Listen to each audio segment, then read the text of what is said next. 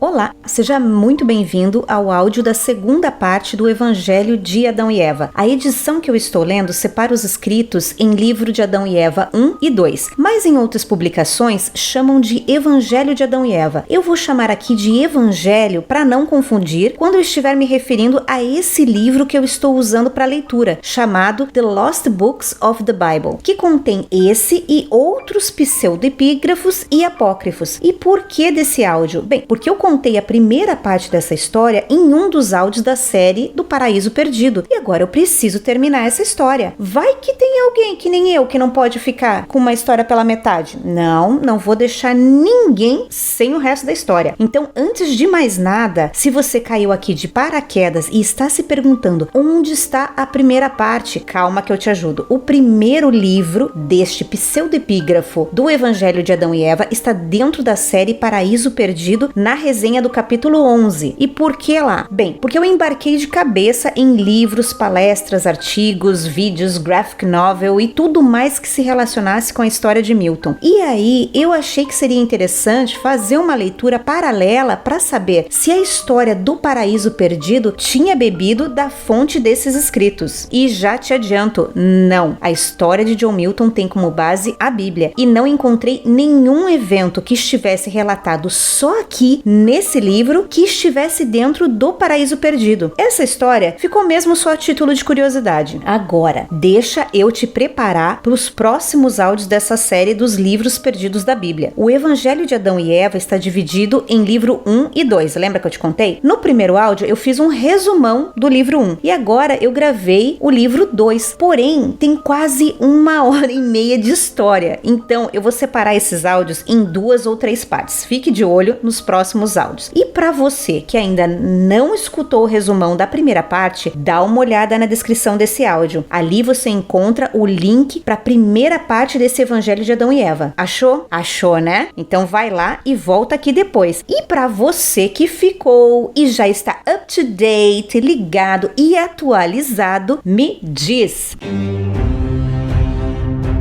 E aí, tá preparado? Então fica confortável e vem comigo.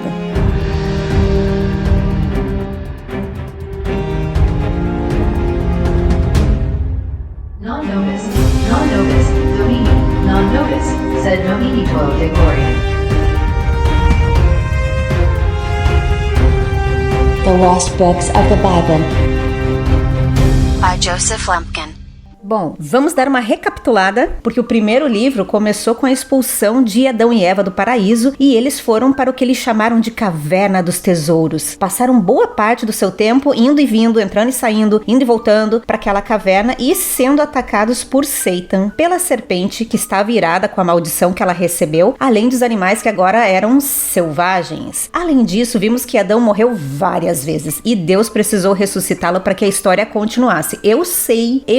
Falando assim, parece bem boba a história, mas foi isso resumidamente que aconteceu, lembra? Ok, agora que você já resgatou essas informações da sua memória, vamos continuar esse flashback, porque o primeiro livro ainda nos contou sobre o nascimento de Caim e sua irmã Luluá, descrita como mais bonita que Eva, e de Abel e Aclia, descrita como feia por Satan. Opinião dele, vai saber se era verdade. Alguém acredita nele? Pois é, Eva acreditou e a gente já sabe o que deu ouvir Satan. Bem, sobre a história dos irmãos, ficamos sabendo que desde pequeno Caim tinha uma natureza meio rebelde e Eva não ia muito com a cara dele não. Quando Caim tinha 17 anos e Abel 15, Eva teve a ideia de casar os gêmeos, Caim com Aclia e Abel com Luluá. Satan, quando ficou sabendo dos planos de Eva, foi contar para Caim que os pais estavam tramando casar a sua irmã bonita com Abel e ele ficaria com a feia da Aclia. Caim ficou irado e foi tirar satisfações com Eva, inclusive bateu nela. Aí Adão tem a ideia de apaziguar os ânimos e sugere que Caim e Abel façam uma oferenda para Deus. Caim não deixa Abel usar o altar no dia da oferenda para apresentar a sua oferta para Deus. E ele tem que construir um outro altar para dar tempo de fazer a sua oferta. Deus acaba aceitando a oferta de Abel e não a de Caim. Caim, como a gente já imaginava, ficou furioso e Satan se aproxima para dar bons conselhos para o rapaz que estava ali em enfurecido. Satan, inclusive, vai fofocar que Abel vai contar para os pais que Caim não permitiu que ele usasse o altar. Presta atenção, Caim. Abre teu olho com Abel. Quando Adão e Eva sabem que Deus aceitou a oferta de Abel, ficam contentes, mas ao saber o que aconteceu com Caim, eles ficam extremamente preocupados. Afinal, era Caim que devia se aproximar de Deus. O desfecho, já sabemos qual foi, não é? Caim mata Abel, mas ao contrário da versão bíblica, essa foi bem sanguinária e miolos espalhados pelo chão. Tenso.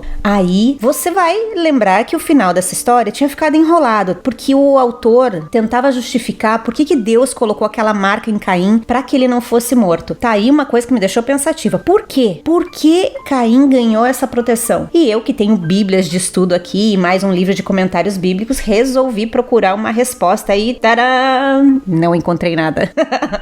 Mas não me dei por vencida. Sou brasileira e não desisto nunca. E achei 4 explicações. Veja se você gosta de alguma delas. Vou te contar. Bom, a primeira. Caim recebeu aquela proteção para que ele tivesse tempo de se arrepender.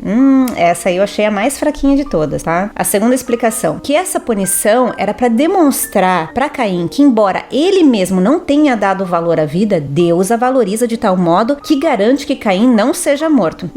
Também não achei essa aí muito forte, não. Vamos à terceira. Deus não queria que a vingança se tornasse um ciclo vicioso entre os homens. E aí cita Romanos 12:19. Amados, nunca procurem vingar-se, mas deixem com Deus a ira. Pois está escrito, minha é a vingança e eu retribuirei, diz o Senhor.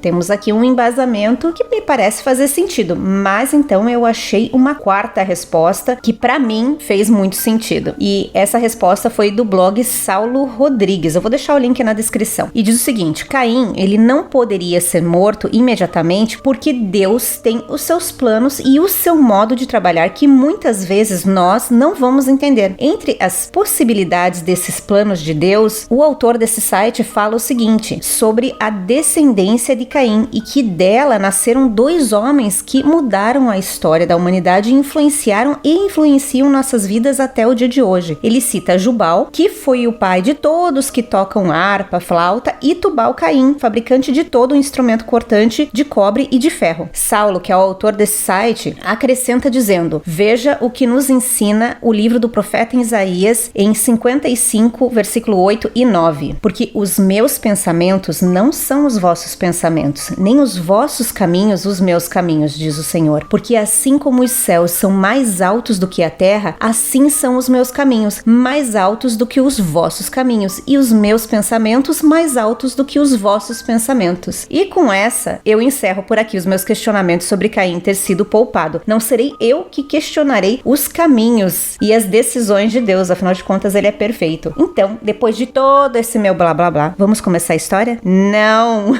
Deixa eu te contar alguns dados sobre esse livro que nós vamos ler. Bom, primeira coisa que eu preciso te falar é o nome do livro que eu estou usando para te contar essa história, que se chama The Lost Books of the Bible, Great Rejected Text, escrito por Joseph Lumpkin. Acho que é assim que pronuncia. E numa tradução livre aqui seria os livros perdidos da Bíblia, os grandes textos que foram rejeitados, tá? E começando na introdução dessa parte 2 aqui, o autor do livro explica pra gente que a segunda parte é uma expansão da história, que terminou lá com Caim, e agora ela vai de Caim até Enoque, e que apesar desses escritos serem pseudoepígrafos, ou seja, falsos escritos, eles possuem uma certa significância porque eles nos proporcionam uma ideia do que era considerado aceitável nos escritos religiosos e as ideias daquele período. Esse livro, ele é uma composição de histórias verbais que foram passadas de boca a boca, de geração em geração, até que um autor desconhecido reuniu todas essas histórias e escreveu esses textos. Essa versão em particular é de um autor egípcio, porém ele escreveu em árabe, mas outras traduções foram encontradas escritas na Etiópia. E a datação desses escritos são provavelmente do 2º ou 3º século antes do nascimento de Cristo. E essa versão que eles apresentam aqui nesse livro é de 1927. Então agora sim, vamos ao 2º livro dos escritos de Adão e Eva. Bem, o livro tem início com a lua Luluá, escutando de Caim o que ele tinha feito, ela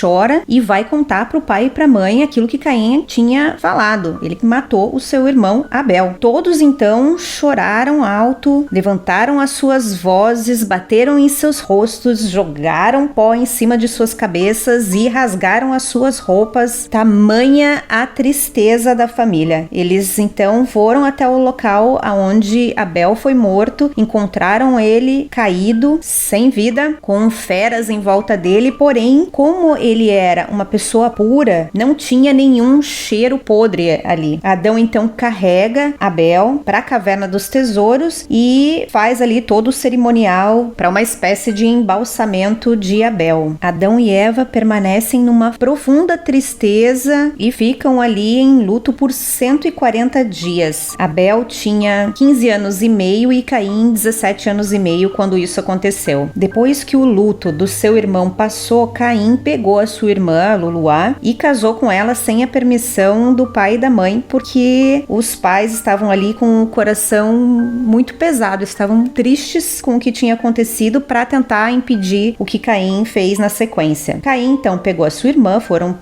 pros pés de uma montanha e ali eles foram frutíferos em filhos, eles encheram ali todo aquele espaço de filhos. E ao contrário de Luluá e Caim, Adão e Eva não tiveram mais nenhum relacionamento íntimo por 7 anos depois do funeral de Abel. Só depois dos 7 anos é que Eva engravida novamente e com essa gravidez, Eva então sugere que eles ofereçam esse filho para Deus e assim o bebê venha saudável e possa substituir Abel nos corações deles. O casal então prepara um altar, faz uma oferta para Deus, Deus aceita e enquanto Eva está grávida, Adão permanece o tempo inteiro nos pés do corpo de Abel e fica lá. Eva vai dar luz numa outra caverna, vai com a cria para lá e depois de 8 dias que o bebê nasceu, saudável, bonito, perfeito, ela avisa a cria para ir avisar Adão para que ele vá até a caverna encontrar ela e o bebê e dar um nome para ele. A cria então substitui o pai nos pés de Abel e Adão vai até a caverna, encontra Eva e o bebê e resolve dar um nome para ele de Sete, que significa Deus escutou as minhas orações, ou pode significar também força e poder. Porém, as traduções aqui do que significa nesses textos que estão no livro não são muito boas, né? Porque ele disse que Caim significava odiador, porque ele odiou a sua irmã desde o ventre, e se você for fazer uma pesquisa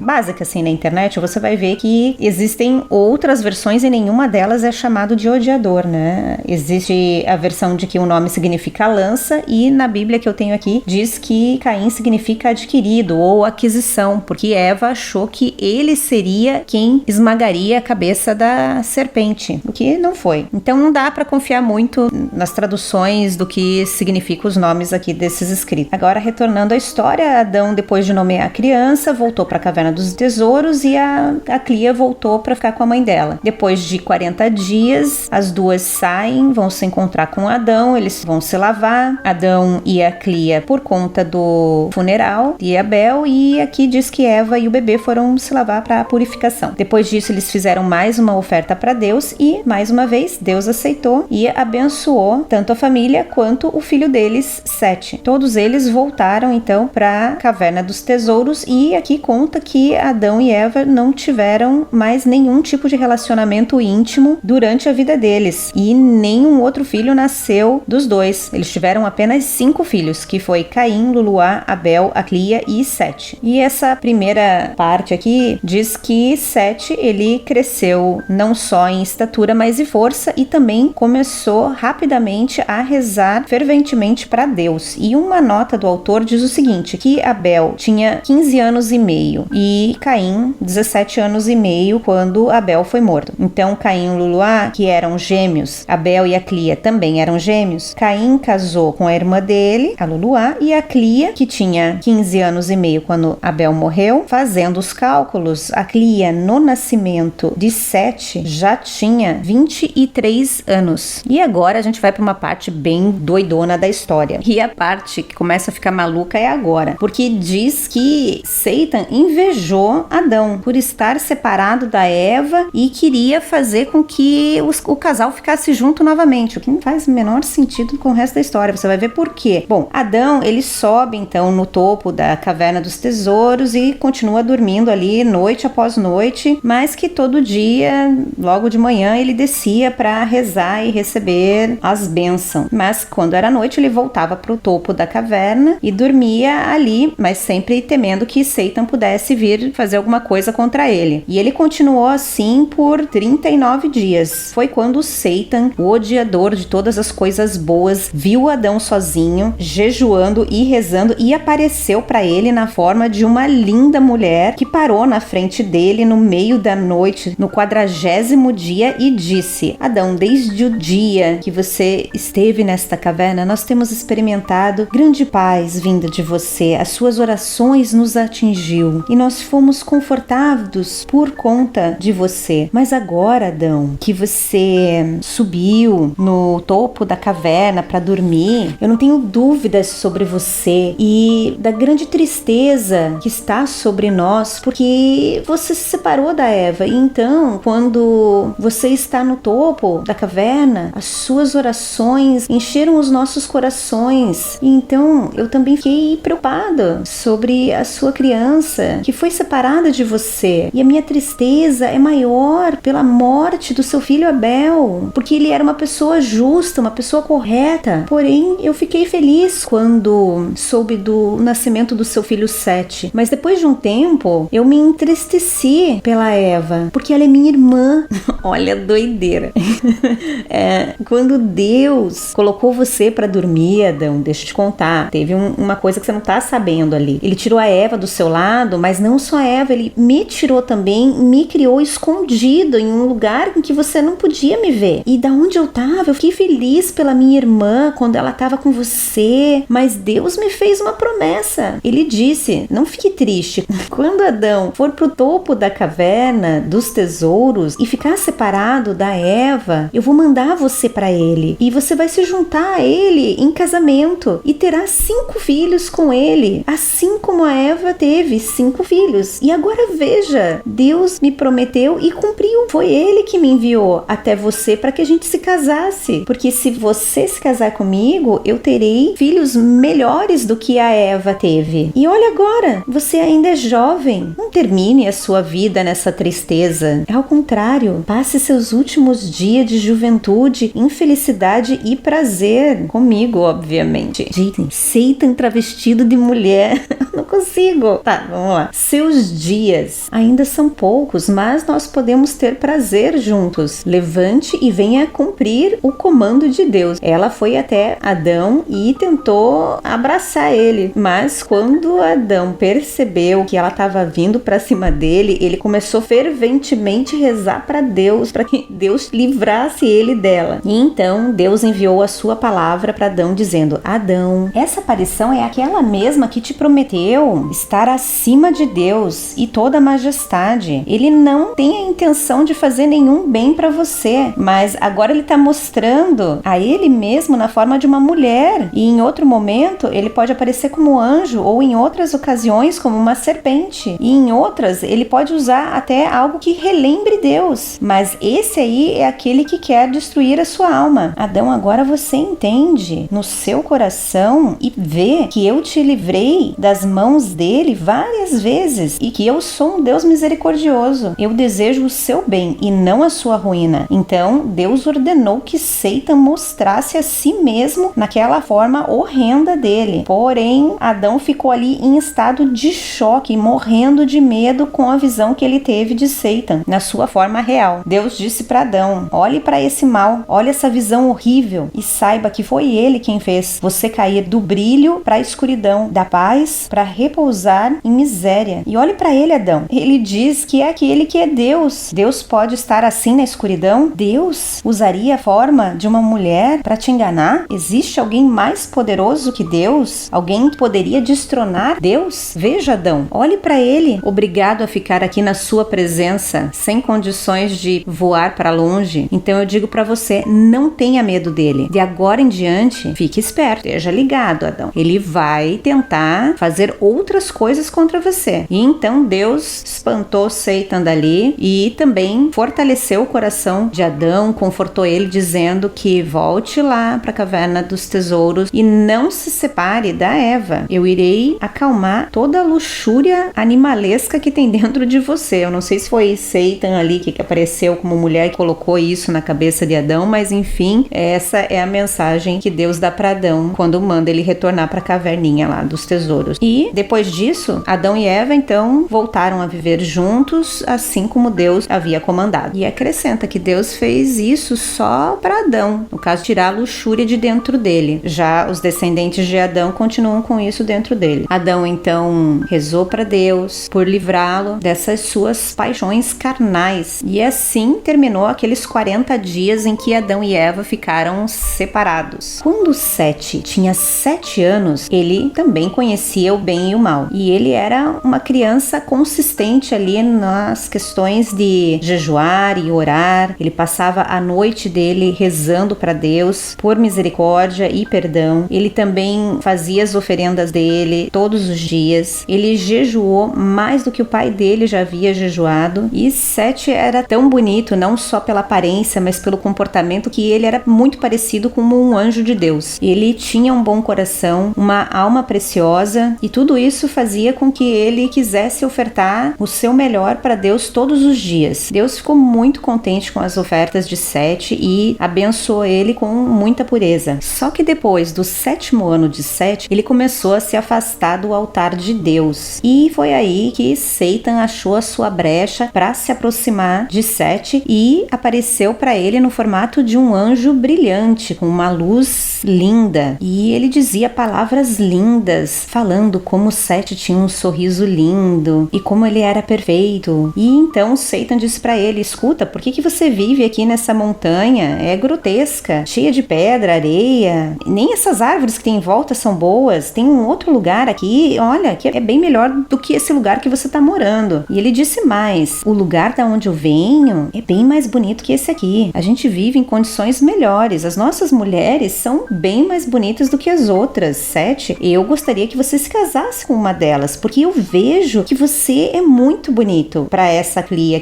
Mais uma vez, Satan implicando com a Clia, dizendo que ela é feia, que ele tem que ir para outro lugar casar com mulheres mais bonitas. E Satan continua ali prometendo. Ele diz que nessa terra, não apenas as mulheres são mais bonitas e melhores, ou melhor, que o lugar que Abel vive só tem 5 almas, não tem mais nada. O lugar da onde ele vem tem muitas jovens que ainda são solteiras, uma mais bonita do que a outra. Ele vai ter escolha lá. Então, meu desejo é te levar daqui para que você vá até lá comigo e possa conhecer. Eu tenho certeza que você vai gostar. Você não gostaria de morar perto de mim, um anjo brilhoso em paz? Eu te daria toda a glória e luz que você merece. Se você permanecer onde você tá, você vai estar vivendo num mundo de miséria. Se você vier comigo, você nunca mais se sentirá fraco ou cansado. Você nunca mais terá que levar nenhum tipo de oferta ou pedir e implorar por misericórdia, porque nesse lugar você não vai mais cometer nenhum pecado e nem ser atormentado por paixões. Se você escutar o que eu tô te falando, você se casará com uma das minhas filhas, porque da onde eu venho não existe pecado e nada é considerado luxúria, porque nesse mundo em que nós vivemos não existe um Deus. Me fez lembrar da música do John Lennon, Imagine um mundo sem Deus, sem céu, sem inferno. Ó o papinho, olha o papinho de Satan aqui. Vamos voltar aqui, porque ele promete para Sete que lá não tem um único Deus, mas eles têm assim uma galera de deuses lá, e todos são deuses de luz, muito poderosos, fortes e gloriosos. Quando Sete escutou todo aquele blá blá blá de Satan, ele começou a acreditar e respondeu para Satan: bom, você tá me dizendo que um outro mundo foi criado além desse aqui e que existem criaturas mais bonitas lá que as criaturas que estão nesse mundo aqui? E Satan respondeu: sim, você me ouviu corretamente, e eu vou te dizer mais. Se você for até lá, você vai ver coisas melhores que eu nem tô te lembrando de te contar aqui. Porém, Sete respondeu: olha, eu tô realmente impressionado com as suas palavras e na descrição de tudo que você tá me contando, mas eu não posso ir hoje, pelo menos não agora, porque eu tenho que antes contar pro meu pai e pra minha mãe tudo isso que você me contou. contou. E daí, se eles me derem permissão, eu vou com você. E Sete acrescenta: olha, eu vou fazer isso porque eu tenho medo de ir e fazer coisas sem a permissão dos meus pais. E eu não quero ter um final horrível igual o meu irmão Caim, ou como meu pai Adão, que transgrediu um comando de Deus. Mas você conhece o caminho, então volta aqui amanhã que a gente se encontra. Satan então responde: me escuta, não conte nada pra tua mãe nem pro teu pai daquilo que eu tô te falando. Ao invés disso, venha comigo, venha pro nosso mundo, aonde existem coisas maravilhosas. Aproveite, celebre o dia comigo e as minhas crianças. Vá até lá só pra olhar e sentir a felicidade que existe nesse lugar. E depois eu trago você aqui de volta amanhã. Entretanto, se você preferir ficar aqui, então que seja. E Sete responde pra ele: a esperança, o amor em espírito do meu pai e da minha mãe estão sobre mim. E se eu me esconder e desaparecer por um dia, eles morreriam. E Deus não me perdoaria por eu ter feito isso. E se eles soubessem que eu fui pra esse lugar e assumissem que eu fui pra levar uma oferta, eu não posso me afastar mais do que uma hora. Meus pais me tratam com tanto amor e carinho porque eu sempre volto rápido. E Satan respondeu: o que aconteceria se você desaparecesse por uma noite e retornasse no dia seguinte? Porém, essa insistência de Satan deixou Sete ressabiado e com medo. Ele então correu até o altar de Deus, colocou as mãos em cima do altar e pediu ajuda para Deus. Deus então enviou a sua palavra e amaldiçoou Satan, que voou para longe. Sete então ficou sentadinho ali do lado do altar e pensou assim: bom, o altar é o lugar das ofertas de Deus e ele está ali. O fogo divino que consome aquilo que é ofertado vai acabar me protegendo de Satan, que não vai ser capaz de me ferir. E depois que Sete se acalmou ali, ele voltou para a mãe e para o pai dele e já encontrou Adão e Eva ali nervosos porque ele estava sumido por um tempo muito longo. Sete conta para os pais que ele teve um encontro com Satan e que ele estava ali travestido de anjo. E quando Adão ouviu o que tinha acontecido, ele beija então Sete na testa e avisa ele. E aquilo foi um aviso para Adão e Eva que eles nunca mais se separaram de Sete. Aonde ele ia, os pais iam junto. Essa visão de Sete aconteceu quando ele tinha 9 anos. Bom, a história continua dizendo que quando Adão percebeu que o filho dele tinha um coração perfeito, ele desejou que o filho se casasse antes que o inimigo aparecesse mais uma vez e tentasse oferecer uma outra mulher bonita para ele. Então Adão diz para Sete: meu filho, eu gostaria que você se casasse com a Clia, a irmã de Abel, para que assim ela possa gerar o seu filho, que vai encher a terra, de acordo com a promessa de Deus. Mas não tenha medo, meu filho, isso não é uma maldição e nem algo terrível. Eu gostaria que você se casasse com ela pelo medo de que o inimigo não venha te tentar mais uma vez. Sete, por sua vez, ele não estava muito afim de casar, mas em obediência ao pai dele e à mãe dele, ele não disse nenhuma palavra. E então Adão casou Sete com a Clia, e naquela época Sete tinha 15 anos. Então, se Sete tinha 15 anos e a Clia tinha 23 quando ele nasceu, você já vê que a Clia ali, além de ser dita como feia, já estava velhinha, né? Isso se a gente comparar a diferença de idade entre Sete e a Clia. Obviamente, você vai perceber que a Clia não era tão velhinha assim, até porque eles vão viver muitos anos ainda, como você vai ver ao longo da história. Agora, retornando ao ponto do casamento de Sete com a Clia, Sete não falou nada, só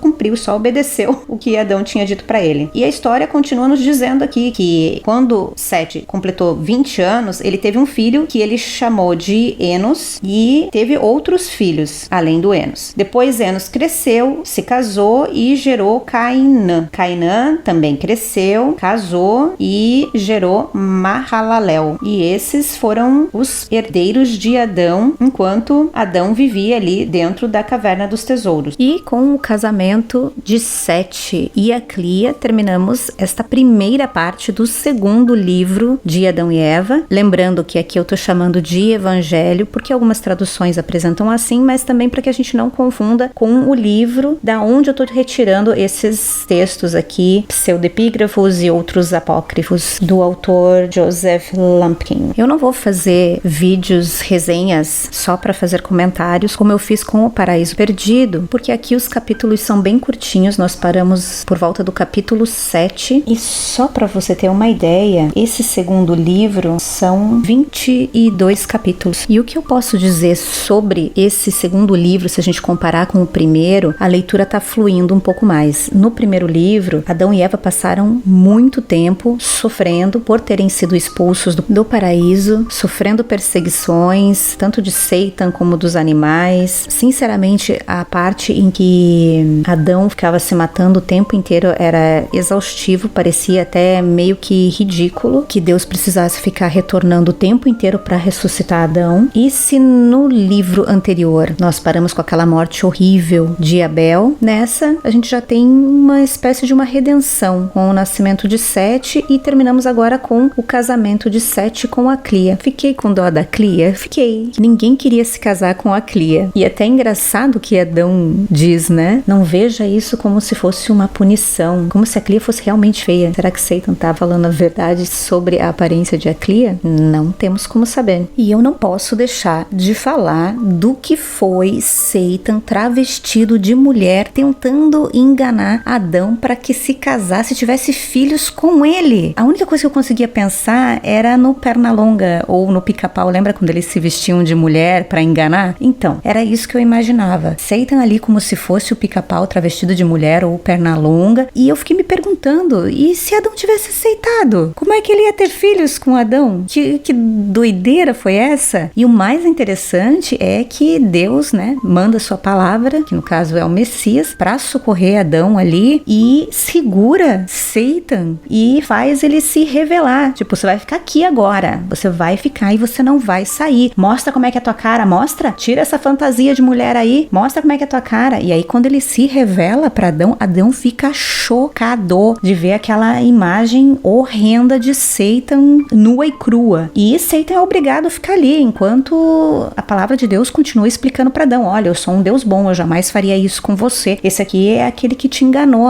que usou a forma de serpente. E Satan lá, parado, feioso, esperando a palavra de Deus terminar. E ele só pode sair de lá quando Deus, né, fala, ok, vaza daqui, some daqui. Sai de retro, Satanás. E aí ele voa para longe. E Adão fica lá, mais uma vez, paralisado com tudo que ele presenciou. Enfim, essa foi uma parte que quando eu li, eu fiquei, caramba, olha, foi algo interessante no meio da história, que no livro anterior não tinha nada assim tão interessante, ou pelo menos engraçado dentro da história. Enfim, dessa primeira parte, eu acho que era isso que eu queria te contar e que eu queria só comentar com você. E só para concluir, uma última anotação do autor, Joseph Lumpkin aqui, ele diz o seguinte, que algumas partes desses escritos que estamos lendo agora, eles são encontrados também no Talmud judaico e no Alcorão islâmico. Então, alguns podem pensar que isso mostra que esses livros aqui, eles têm um papel vital na literatura antiga, complementando aqueles livros que são considerados importantes dentro das religiões judaica ou da islâmica, mas também eles podem expor o fato de que os autores dessa história aqui, eles beberam daquela fonte dos livros sagrados aceitos por essas religiões. E você, será que está tendo a mesma impressão que eu tive ao ler esses livros? Também ficou com pena da Clia? Ficou assustado com a morte de Abel lá no primeiro livro? Tá achando que a história tá fluindo? Bem, eu espero que você não desista, pois vamos terminar a leitura desse pseudoepígrafo com os relatos da vida de Adão e Eva depois que eles foram expulsos do paraíso. Espero você e até a próxima. Fiquem com Deus. Fui!